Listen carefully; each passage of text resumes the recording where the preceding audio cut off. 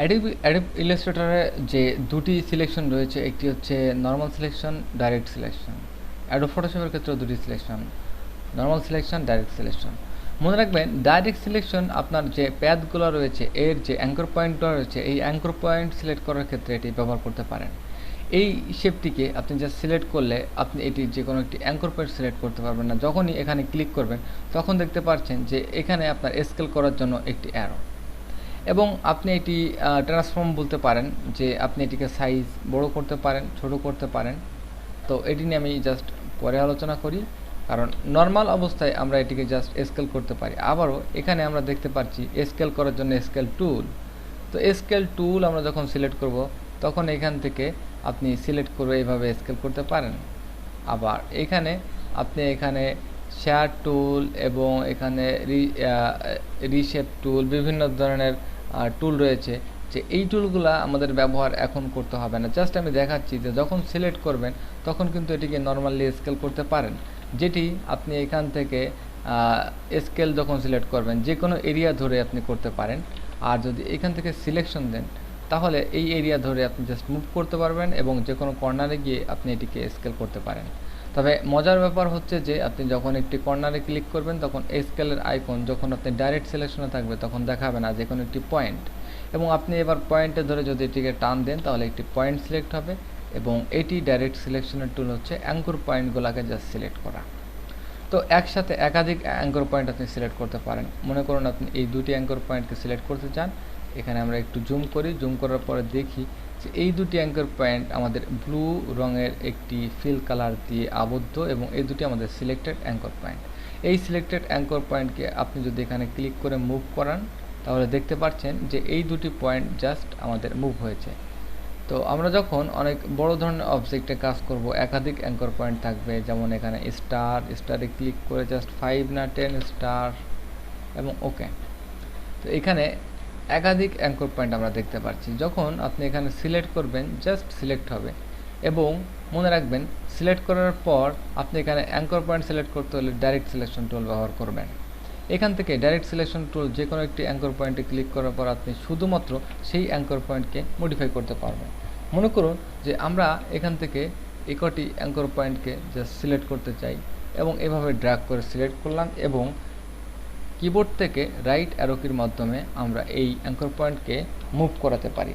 এমনকি ডিলিট কি প্রেস করে আমরা এই অ্যাঙ্কর পয়েন্টকে ডিলিট করে দিতে পারি, এবং দেখতে পাচ্ছি যে আমাদের যে স্টারের অর্ধ অংশটি আমাদের অ্যাঙ্কর পয়েন্টের কারণে ডিলিট হয়ে যাবে। এবং অ্যাঙ্কর পয়েন্ট কেন দরকার? অ্যাঙ্কর পয়েন্ট ছাড়া আপনি অ্যাডোব ইলাস্ট্রেটরে কোনো কাজ করতে পারবেন না, কারণ যেহেতু এটি একটি ভেক্টর বেস অ্যাপ্লিকেশন।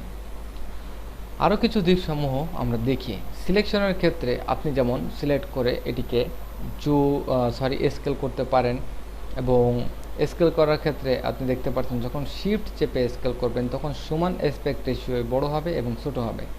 যখন আপনি শিফট ছাড়া নর্মালি এটিকে স্কেল করবেন তখন যে অংশটি ধরবেন শুধুমাত্র সেই অংশটি টেনে আপনি বড় করতে পারবেন। এছাড়া যখন আপনি অল্টার টেনে এটিকে বড় করবেন তখন আপনি দেখতে পাবেন ঠিক সেন্টার পয়েন্ট থেকে এটি বড় ছোট হবে।